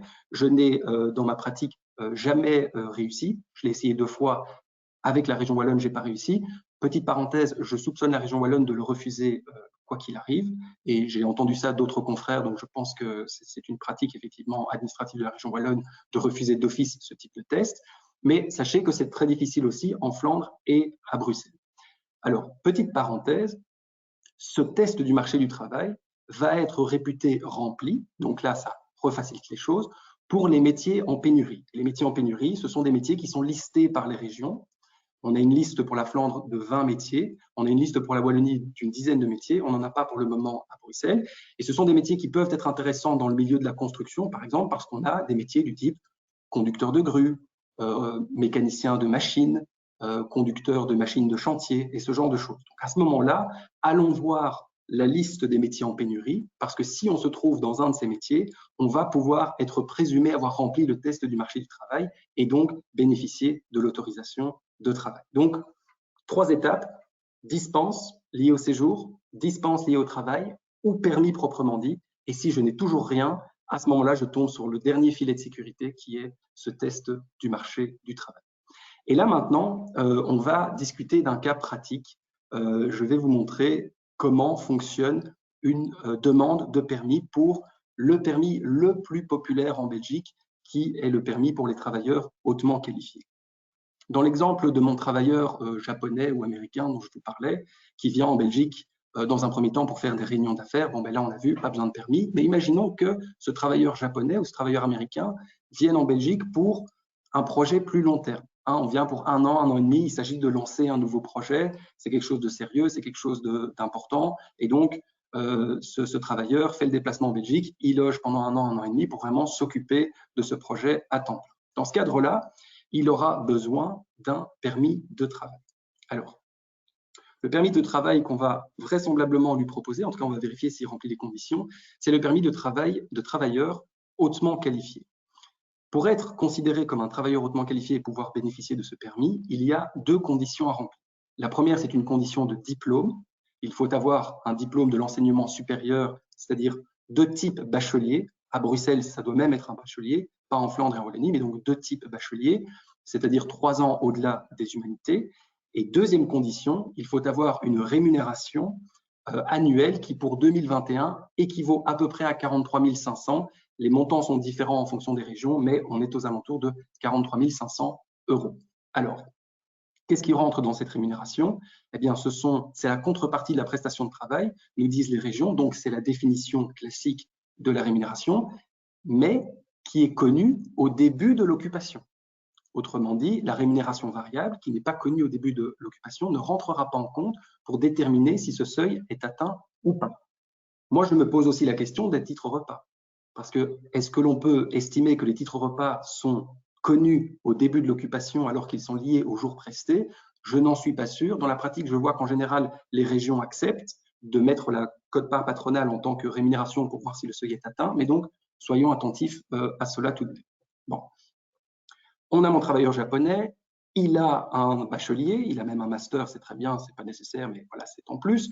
Et il a cette rémunération annuelle qui est largement remplie, pas de problème, on va demander ce permis de travailleur hautement qualifié et on va devoir suivre la procédure du permis unique. Je vous l'ai dit, quand le travail qui est effectué en Belgique est de moins de 90 jours, on reste sur l'ancienne procédure qui était une procédure séparée. On demande d'un côté à l'État fédéral un document de séjour, de l'autre côté aux régions un document de travail.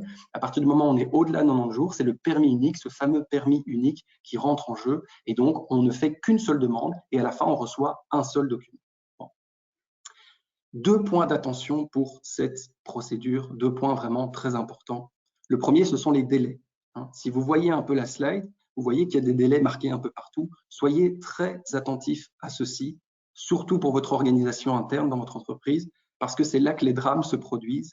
J'ai quelquefois eu des clients qui m'appellent pour me dire, voilà, on a ce fameux PDG ou cadre japonais qui arrive dans 2 semaines pour 1 an et demi, et je dois leur dire, ben, c'est pas possible. C'est strictement impossible, il n'y a pas de procédure d'urgence, donc ça prend du temps, un permis de travail. Théoriquement, ça peut aller jusqu'à 5 à 6 mois. En pratique, on est plutôt sur 3 à 4 mois, mais donc prenons, je dirais, le pire pour avoir le meilleur. Essayons de viser en organisation interne quand même ce temps. Alors, ce temps, il est très important, notamment pour rassembler les documents. Pourquoi? Parce que vous devez fournir aux autorités un dossier complet. Si le dossier n'est pas complet, l'autorité va revenir vers vous en disant, mais voilà, il manque tel et tel document, et vous avez 15 jours pour donner les documents, sinon la demande est déclarée irrecevable.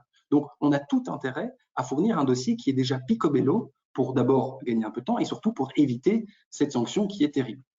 Attention quand vous rassemblez les documents avant de lancer votre demande, le délai pour le Certificate of Coverage, donc le document qui va confirmer que la sécurité sociale de l'état d'envoi est toujours d'application. Attention aussi pour les délais pour le casier judiciaire. Il faut obtenir un casier judiciaire. Attention, ça peut prendre du temps. Et ensuite, la machine se met en branle, on donne le dossier à la région qui va s'occuper des aspects travail, qui va donner les aspects séjour à l'État fédéral. L'affaire suit son cours. Je vous ai dit, on est sur des délais en pratique de 3 à 4 mois, donc soyez-y attentifs. Et puis, si avec de la chance, mais en général, quand on est sur travailleur hautement qualifié, on a le permis si on remplit les deux conditions, on arrive à l'obtention d'un permis de travail. Alors, cette obtention, elle va d'abord d'un permis unique, hein, donc séjour et travail. Elle va d'abord se présenter sous forme d'une annexe 46, d'accord? Attention, attention à l'annexe 46, vous ne pouvez pas travailler sur base de votre annexe 46. Donc ça, c'est très important. Ici, vous voyez sur le slide, il est marqué 46/47. L'annexe 47, c'est le cas où les autorités ne se sont pas prononcées dans les 4 mois. Ils ont un délai de 4 mois pour se prononcer. S'ils ne l'ont pas fait, la demande est réputée approuvée. Et c'est une annexe 47. Bon, peu importe, c'est pour votre meilleure information. Ni avec l'annexe 46, qui est une approbation express, ni avec l'annexe 47, qui est une sorte d'approbation par défaut, vous ne pouvez travailler. Votre travailleur ne peut travailler. Il doit, avec ces annexes, se rendre, s'il est à l'étranger, au consulat qu'il a renseigné sur la demande ou, s'il est déjà en Belgique, à sa commune de résidence. Et dans ce cadre-là, il va recevoir alors une annexe 49. À l'étranger, il reçoit un visa D qui lui permet de venir en Belgique auprès de sa commune, il recevra l'annexe 49. Ça, ce sont tous des petits détails pratiques, je vais vous en faire grâce, mais pour être concret, vous allez à ce moment-là recevoir une annexe 49, et c'est sur base de cette annexe 49 que vous allez pouvoir commencer à travailler. L'annexe 49, c'est un papier qui est en l'attente de la carte du permis unique qui ressemble à une carte d'identité électronique et que votre travailleur pourra aller chercher à la commune ultérieurement. Donc, voilà comment, en gros, ça se passe pour que vous ayez en tête les différentes étapes, et ici pour un permis de travail qui est typique. Alors, je dis encore un mot peut-être du Brexit. Très rapidement, puisque je vois que le temps avance, quand vous avez un travailleur britannique qui vient chez vous, la première question à se poser est de savoir s'il n'est pas bénéficiaire de l'accord de retrait. Alors, il était prévu dans cet accord de retrait que tous les Britanniques qui étaient, et les membres de leur famille qui étaient en situation régulière au 31 décembre 2020 en Belgique, d'accord, bénéficieraient, enfin en Belgique ou ailleurs dans l'Union européenne, bénéficieraient d'une carte qui leur permettrait de conserver leurs acquis communautaires, et donc ils seront traités ad vitam aeternam comme des citoyens de l'Union européenne. Cette carte en Belgique, c'est une carte M ou une carte N, et c'est la commune belge de résidence de ces personnes qui, au courant de l'année 2021, je pense qu'a priori toutes ces cartes ont déjà été données, mais à vérifier, ont contacté ces ressortissants britanniques pour leur dire « Félicitations, vous êtes le bénéficiaire de l'accord de retrait, voici votre carte ». Donc si vous avez un Britannique qui vient avec cette carte, c'est réglé, il n'y a rien d'autre à faire. En revanche, les Britanniques qui n'ont pas bénéficié de cet acquis de l'accord de retrait seront traités comme des ressortissants d'un État tiers, comme mon travailleur japonais ou mon travailleur américain, de la même manière. Et donc, il faudra suivre les étapes dont je vous ai parlé, première étape, deuxième étape, troisième étape, et voir dans quelle case on se retrouve. Alors, il y a des petites précisions encore, des petites dispenses qui sont prévues par l'accord de commerce et de coopération. Je ne vais pas rentrer dans les détails, mais je vous les signale. Donc, il y a quand même une petite spécificité s'agissant des travailleurs britanniques. Et enfin, deuxième spécificité, c'est par rapport à l'exemption Schengen. La question était de savoir s'ils allaient en bénéficier ou pas. La réponse est oui. Donc, un Britannique, par exemple, qui vient faire un voyage d'affaires en Belgique, n'a donc pas besoin de visa court séjour puisqu'il a l'exemption Schengen, et il n'a pas non plus besoin de permis de travail puisqu'il en est dispensé sur base du deuxième petit carré de mon outil en 3 temps. Donc voilà, comme ça, vous savez tout. En revanche, un Britannique qui vient 1 an et demi, là, il va falloir vérifier. Bon, on en arrive au cas de synthèse. On est à la fin de notre exposé. On a vu qu'il y avait 4 questions à se poser. La première, qui est une question fiscale, on ne l'a pas abordée. Ensuite, droit du travail, sécurité sociale et autorisation de travail. Alors, Sarah et moi allons chacun vous présenter un cas que nous avons eu à traiter et qui reprend un petit peu tout ce schéma. Comme ça, on remet tout en place et on voit si on a tous très bien compris. Et si ce n'est pas le cas, n'hésitez évidemment pas à nous poser des questions sur le chat. Alors, ça, c'est un cas que j'ai eu à traiter régulièrement. Ce sont des ouvriers américains qui sont détachés pour venir réparer la centrale nucléaire de Tihange. J'ai fait la centrale nucléaire de Doel également, qui viennent réparer les installations de cette centrale. Bon. Première question à se poser, quelle est la loi applicable? Alors, ils peuvent la décider eux-mêmes, ça on le sait. La loi applicable, donc c'est ils ont décidé que c'était la loi de l'État de Californie qui allait être applicable. Comme ils sont détachés en Belgique, immédiatement on pense à la loi de détachement et on sait que le noyau dur belge plus favorable va s'appliquer dès le premier jour et pour 12 mois, et qu'à partir du 13e mois, on aura également la seconde couche qui va s'appliquer, sauf si on a demandé une prolongation, et à ce moment-là, la seconde couche s'appliquera à partir du 19e mois. Donc ça, c'est bien compris. Deuxième question, la question de la sécurité sociale. Alors vous avez vu, Sarah vous l'a expliqué, quand on est dans une situation hors Europe et Suisse, la question à se poser est de savoir s'il existe une convention bilatérale avec le pays en question. Alors ici, je vous le dis tout de suite, oui, il existe une convention bilatérale entre les États-Unis et la Belgique qui permet un détachement de 60 mois et une possibilité de prolongation jusqu'à 24 mois. Donc, en l'occurrence ici, quand on a rempli les demandes de permis, j'ai demandé à ce que ces travailleurs me fournissent un Certificate of Coverage pour que je puisse prouver à l'administration belge qu'ils étaient toujours bien couverts par leur sécurité sociale de l'État d'envoi, c'est-à-dire la sécurité sociale américaine. Et par ailleurs, bien entendu, nous avons sur place dû remplir un document Limosa. C'est moi qui, à l'époque, m'en étais chargé. Bon. Et enfin, dernière question, est-ce que ces travailleurs ont besoin d'un permis de travail et d'un titre de séjour pour venir en Belgique? Alors, je vais commencer par la procédure pour après arriver sur la question de l'autorisation de séjour et de travail. Vous voyez qu'ici, on parle de 2 mois, c'est moins de 90 jours, c'est moins de 3 mois. Donc, c'est encore l'ancienne procédure qui s'appliquerait, à savoir, d'une part, le visa à obtenir auprès des autorités fédérales, d'autre part, un permis de travail, un permis B à obtenir auprès de la région compétente. D'accord ? S'agissant du permis de travail, on suit l'étape, l'outil que je vous ai donné avec les 3 étapes, et on arrive à la conclusion que ils n'ont pas une situation de séjour qui les dispense. Donc, première étape, ça tombe. Deuxième étape, il y a effectivement une dispense de travail pour des réparations urgentes, mais c'est limité à 5 jours. Or, ici, on parle de 2 mois. Donc, ça aurait pu être une possibilité, mais dans le cas concret, on ne va pas pouvoir utiliser cette dispense. Et donc, on se retrouve dans le 3e bloc, qui est le bloc du permis de travail. Et là, on va rencontrer dans cette liste du permis de travail, ici en l'occurrence pour la Wallonie, des techniciens spécialisés qui viennent réparer une installation, mais attention, qui a été fabriquée ou livrée par leur employeur à l'étranger. En l'occurrence, il y avait une vingtaine d'ouvriers. Partie d'entre eux étaient effectivement les travailleurs de l'entreprise qui avait livré ou installé l'installation qu'ils venaient ou fabriquer l'installation qu'ils venaient réparer. Donc pour eux, techniciens spécialisés, d'accord. Pour une autre partie, ils faisaient partie d'une société qui n'avait pas installé, qui n'avait pas fabriqué ou installé fabriqué ou livré cette installation en Belgique. Et donc, le permis technicien spécialisé ne s'applique plus. Alors, on retombe sur ses pattes dans la liste. Il nous reste encore le travailleur hautement qualifié. Certains de ces ouvriers avaient une rémunération supérieure à la moyenne et par ailleurs avaient aussi un diplôme de type bachelier. Donc, pour eux, on passe par la filière travailleur hautement qualifié. Et puis enfin, on a une 3e catégorie d'ouvriers qui ne faisaient ni partie des techniciens spécialisés au regard des règles imposables, ni non plus des travailleurs hautement qualifiés. Alors, dans ce cadre-là, on peut retomber sur le dernier filet de sécurité, qui est donc le test du marché du travail, très difficile, et en l'occurrence ici, pas de métier en pénurie. Et du coup, il reste encore une toute dernière possibilité dont je ne vous ai pas parlé, mais c'est vraiment très exceptionnel, c'est la demande d'une dérogation ministérielle. C'est-à-dire que l'on va demander au ministre de l'Emploi de la région compétente de nous accorder une dérogation spéciale pour des motifs socio-économiques, sanitaires, de santé et de sécurité publique. Alors ici, en l'occurrence, c'est ce que j'ai fait pour certains travailleurs et ça a marché.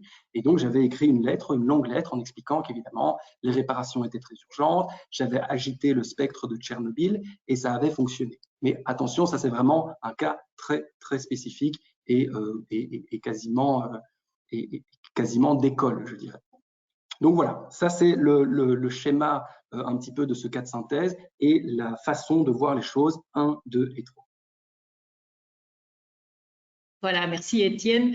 Un cas de synthèse très bref de ma part. Je vois parfois sur les sites de construction en Belgique des gens qui viennent par exemple du Brésil ou de la Turquie et je constate qu'ils n'ont pas vraiment de permis de travail belge. Et alors, les clients me posent la question, est-ce que c'est possible? Il y a des Brésiliens sur mon chantier qui n'ont pas de permis de travail belge. Est-ce que c'est bien légal? Est-ce que c'est bien possible? Et en fait, c'est bien possible parce que ce qu'on constate dans ces cas-là, c'est que ces gens, ces travailleurs ont souvent un permis de travail dans un autre pays européen. Et pour les Brésiliens, c'est très clair, ils parlent le portugais. C'est souvent un permis de travail portugais qui est applicable et qu'ils peuvent montrer. Et quand ils ont un permis de travail au Portugal, donc ils peuvent travailler là-bas, et à condition évidemment qu'ils sont assujettis à la sécurité sociale portugaise pendant au moins 1 mois. Donc, c'est la condition dont on a parlé. À ces conditions-là, il est devenu donc un travailleur portugais qui peut être détaché parfaitement comme tous les autres travailleurs portugais au sein de l'Union européenne. Et c'est comme ça que ces gens arrivent parfois ici sans avoir un permis de travail belge. En principe, il n'y a pas vraiment une législation ou une obligation en Belgique de contrôler les permis de travail comme ça, mais avec les gens qui viennent en dehors de l'Europe, moi je conseille quand même d'être assez prudent et juste pour la bonne forme demander copie du permis de travail portugais. Comme ça, vous pouvez expliquer quand même à un inspecteur si vous avez des questions que vous avez contrôlé ce permis de travail. Donc ça, surtout pour l'application de la sécurité sociale. Évidemment, ce Brésilien avec un permis de travail portugais devra avoir un formulaire A1. En ce qui concerne la loi applicable, si ce travailleur brésilien avec un permis de travail portugais probablement il aura un contrat de travail qui est soumis au droit portugais, mais attention, quand il va venir travailler en Belgique, évidemment, le noyau dur qu'Étienne a expliqué, le noyau dur belge plus favorable, ça sera certainement applicable. Donc, tout ce qui est salaire minimum, par exemple, ça sera applicable à notre Brésilien avec le permis de travail portugais. Et donc, pour l'autorisation de travail, donc c'est ce permis portugais qu'il aura. Donc, c'est petit cas de synthèse, mais que je constate quand même de plus en plus, surtout sur les sites de construction. Voilà, Étienne, encore une dernière chose avant de clôturer ce séminaire, c'est... attends, je vais essayer de pouvoir les slides. C'est pas facile. Voilà, le télétravail en temps Covid, je te donne la parole. Oui, voilà, très rapidement. Je vois qu'on est déjà un petit peu au-delà du temps. Tu peux aller à la dernière slide, Sarah. La réflexion est la même. Donc, vous allez voir ici, sur la slide suivante, on a listé la manière de réfléchir lorsque vous êtes en face d'une situation de télétravail en temps de Covid. Ici, c'est ce qu'on voit de plus en plus. Hein. C'est les travailleurs sont ici, peut-être partie de vos travailleurs sont obligatoirement en télétravail parce que leur fonction, voilà, etc. Et puis, en fait, ce qu'ils font, c'est qu'ils vont dans leur résidence en France ou ils vont dans de la famille, si c'est possible, si vous l'autorisez, ou parfois même si vous ne l'autorisez pas, ils le font quand même. Et là, évidemment, on commence à se poser des questions.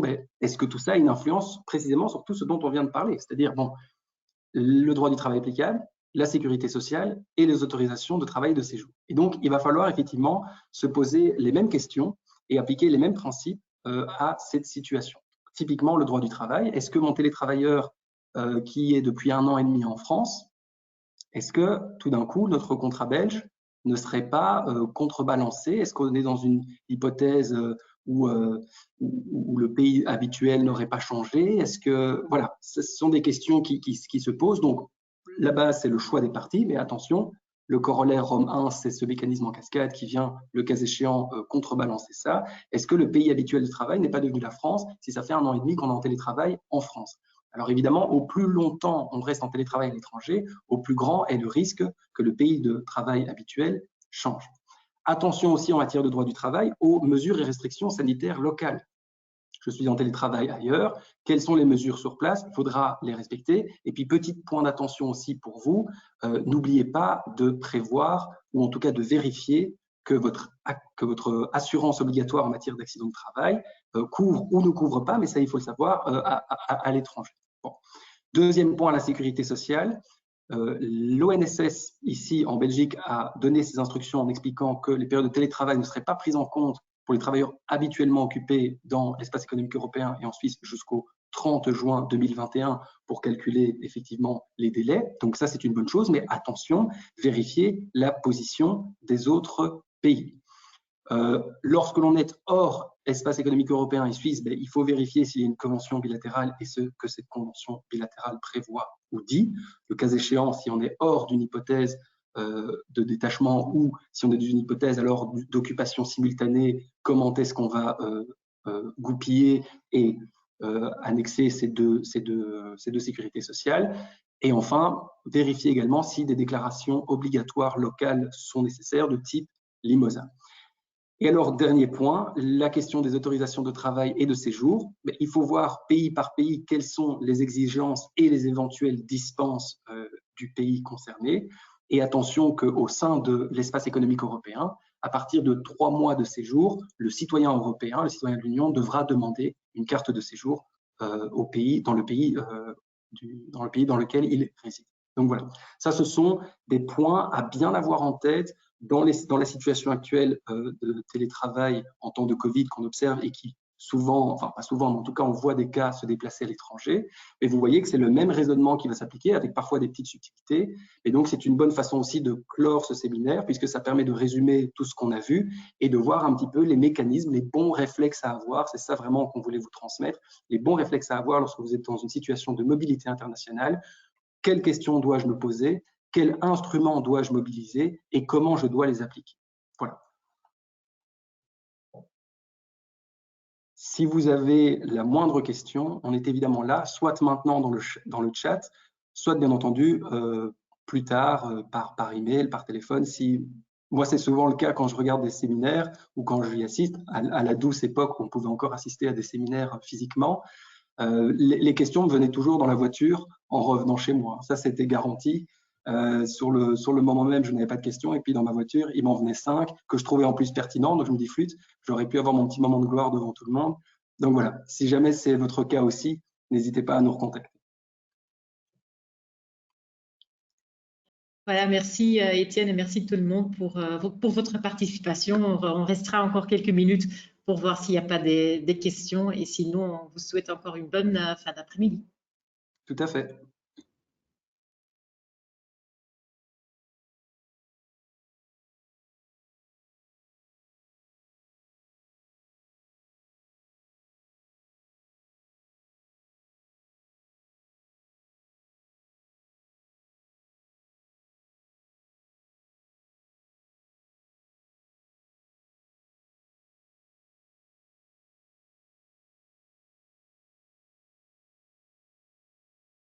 Donc, pas de souci. Si vous avez des questions, vous pouvez aussi les poser par email, évidemment, avec plaisir.